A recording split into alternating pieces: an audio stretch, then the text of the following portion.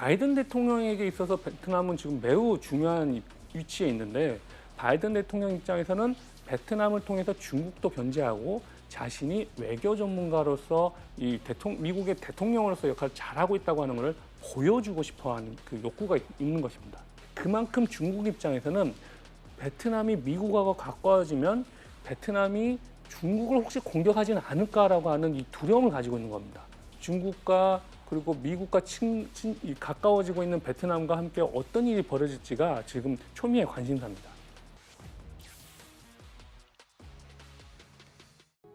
신짜오, 안녕하세요. 평균 연령 32.5세, 전체 인구의 70%가 40세 미만인 나라 베트남. 빠르게 성장하고 있는 나라 베트남에 항상 따라붙는 수식어입니다. 이러한 베트남의 내부적인 요소만으로도 베트남은 빠르게 성장하는 나라로 전 세계에서 주목을 받고 있습니다. 그런데 베트남을 둘러싼 대중 관계, 또 미국과의 관계가 베트남을 더욱더 빠르게 성장할 수밖에 없게 만들고 있습니다. 안녕하세요. 오늘 베트남을 둘러싼 미중 갈등 관계 속에서 베트남이 어떻게 성장을 하고 어떤 기회를 갖고 있는지를 말씀드리려고 하는 유영국입니다. 저는 베트남에서 13년째 살고 있으면서 왜 베트남 시장인가? 베트남 라이징이라고 하는 책을 쓴 사람입니다. 네, 작가님, 미국의 바이든 대통령이 베트남을 방문한다고 하잖아요. 네, 방문 목적에는 어떤 것들이 있을까요? 지금 전 세계적으로 미국 바이든 대통령이 베트남을 방문한다고 해서 지금 큰 관심을 가지고 있는데요. 그 이유는 베트남을 기준으로 해서 다른 나라와 이 외교 관계가 크게 세 개의 단계로 나눠져 있는데요. 베트남과 미국은 세 번째 가장 낮은 단계를 맺고 있어요. 올해 포괄적 동반자 관계를 맺고 있는데 올해 이게 10주년을 맞고 있습니다. 그런데 미국은 지난 2년 동안 베트남에게 계속해서 이 두 번째 단계로 올라가자고 조르고 있었어요. 왜냐하면 이 남중국해에서의 중국의 영향력이 너무 거세지다 보니까 이 중국을 견제하기 위해서 미국은 베트남이 매우 필요한 상황이었거든요.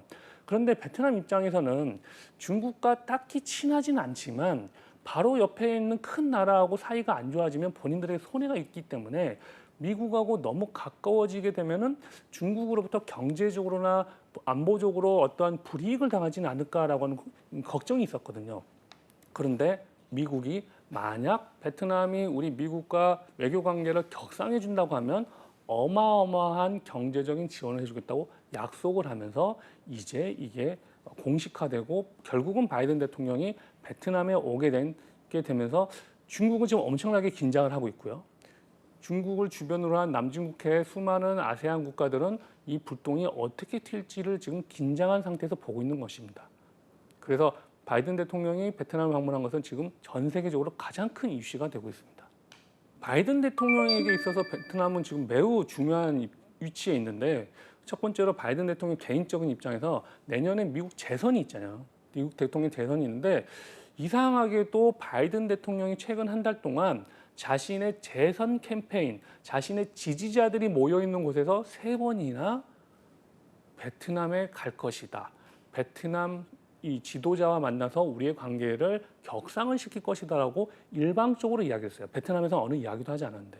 그렇다면 미국에 있어서 베트남과의 관계 개선이 어떻게 중요하고 어떻게 바이든 대통령에게 이득이 되기 때문에 이런 이야기를 계속 한다는 건데 곰곰이 살펴보고 분석을 해보니 올해가 미국이 베트남에서 미군이 철수한 지 50주년이 되는 해이고요. 그게 미국에 있어서 베트남과 관계 개선이 됐다고 하는 것은 좀 의미하는 바가 일반 국민들에게도 그렇고 정치적인 수사로 있어서도 활용하기 좋은 부분인데 과거에 싸웠던 베트남과 함께 중국을 견제한다라고 하는 모습을 보여주면 이 미국의 시민들이 바이든 대통령이 외교를 잘하는 사람이구나라고 하는 걸 보여주기 너무 좋다는 겁니다. 바이든 대통령은 사실 대통령 되기 이전에는 상원 의원으로서 30년이 넘게 외교 전문가로 불렸었거든요. 그리고 전에 대통령이었던 오바마 대통령 시절에는 바이든 부통령이었습니다. 그때도 외교를 잘한다는 평가를 받았고 당시에 이란과 쿠바의 관계를 개선시켰는데 트럼프 대통령이 당선되고 나서는 이 관계가 악화가 됐거든요. 그래서 바이든 대통령이 재선되고 나면 이 관계를 개선할 걸로 봤는데 여전히 개선되진 않고 오히려 이란은 중국이 사우디와 이란의 관계를 개선해주면서 중동에서 중국의 역할이 엄청 커져 버렸습니다. 그러니까 미국이 마땅히 전에는 이 세계 경찰로서의 역할을 잘해왔다고 평가를 받았는데 그 영향력이 너무 위축되어 버린 거죠. 그래서 바이든 대통령 입장에서는 베트남을 통해서 중국도 견제하고 자신이 외교 전문가로서 미국의 대통령으로서 역할을 잘하고 있다고 하는 것을 보여주고 싶어하는 그 욕구가 있는 것입니다.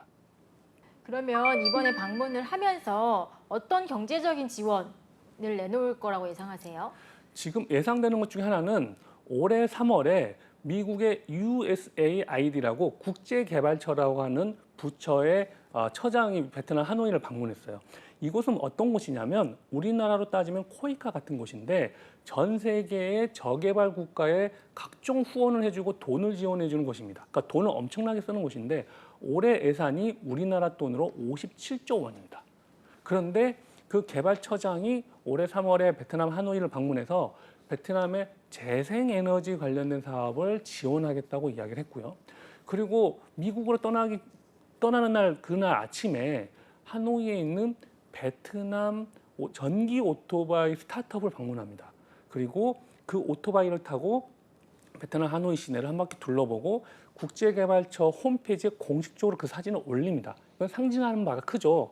그러니까 미국과 베트남의 관계가 개선되면 우리는 베트남의 재생에너지 관련된 사업을 지원할 것이고 전기 오토바이를 지원할 것이라고 하는 것을 직접적으로 보여준 겁니다. 이걸 또 한 번 증명해 주는 것이 올해 7월에 미국의 재무부 장관이 앨런 장관이 베트남을 방문해서 또 다른 베트남의 전기 오토바이 스타트업을 방문합니다. 그리고 또다시 그 전기 오토바이 타면서 시승을 하면서 여러 가지 모습을 사진을 찍습니다. 그러니까 예산을 마련해 주는 부처의 장관도 방문을 하고 그리고 그 돈을 쓰는 부처의 장관급이 구체적으로 언급을 하면서까지 이야기하고 있으니까 미국은 베트남의 재생에너지 사업에 대해서 지원해 줄 것이고 특히나 전기 오토바이를 지원해 주는데 베트남 하노이는 전 세계에서 세 번째로 공기의 질이 안 좋은 도시로 이 명성이 자자합니다. 베트남 정부 입장에서도 하노이의 공기 오염을 좀 개선하고 싶은데 사실 돈이 부족해서 인프라 개선을 못 하고 있거든요. 베트남에는 등록된 오토바이 대수만 6,500만 대가 있습니다. 그런데 오토바이 한 대가 자동차 4대 분량의 배기가스를 뿜어내요. 그러니까 어마어마한 이 공기 오염이 심각한 거죠. 그래서 베트남 정부 입장에서는 전기 오토바이 사업을 좀 개발하고 싶지만 인프라가 부족하고 예산이 부족하다 보니까 이 전기 오토바이 사업을 지원을 못 하고 있었어요. 근데 이 부족한 부분을 미국이 지원해 주는 것으로 지금 거의 확실시 되고 있습니다. 그러면 이번에 바이든 대통령의 그 베트남 방문으로 인해서 중국 이 3자 간의 관계가 더 뭔가 치열해지지 않을까요? 그래서 현재 워싱턴에서 이런 소문이 돌고 있어요. 바이든 대통령이 방문하는 9월 11일 이전에 시진핑 중국 주석이 직접 베트남 하노이를 방문해서 미국과 관계 개선을 하지 못하게 할 것이다라는 소문까지 돌고 있어요. 그런데 이게 참 몇 년 전의 일이 딱 오버랩이 되는데요. 2021년에 베트남이 코로나로 심각하게 도시 전체가 봉쇄되고 있을 때 미국에서 해리스 부통령이 백신 100만 회 도수를 직접 가지고 오고 있었는데 해리스 부통령이 도착하기 2시간 전에 베트남 주재 중국 대사가 베트남 총리를 만나서 우리가 미국이 지원해주는 백신의 2배, 200만 회를 줄 테니 미국의 백신을 받지 말라라고 했어요. 그러니까 미국 부통령이 도착하기 2시간 전에 굳이 중국 대사가 그런 모습을 보이는 게 좀 어색하기도 하고 썩 좋아 보이지 않단 말이에요. 그만큼 중국 입장에서는 베트남이 미국하고 가까워지면 베트남이 중국을 혹시 공격하지는 않을까라고 하는 이 두려움을 가지고 있는 겁니다.